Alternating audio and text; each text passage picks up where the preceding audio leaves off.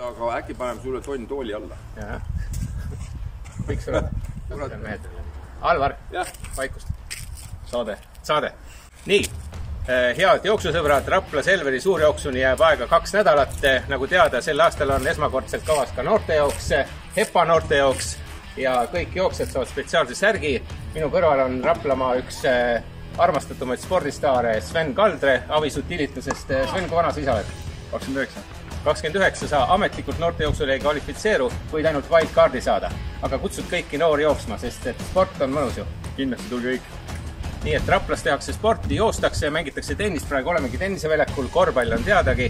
Nii et Sven kutsub teid kõiki Rapla Selveri suurjooksu HEPA noortejooksule. No jooksmine, Sven, on tegelikult ju korvpallis ka vajalik. Tuleb joosta ju ühe korvi alt teise alla ja pall sisse visata. No eks sellega saab tegeleda päris palju igapäevaselt, jah. Just, nii et tulge kõik Rapla Selveri suurjooksule ja eriti HEPA noortejooksule. Näeme seal.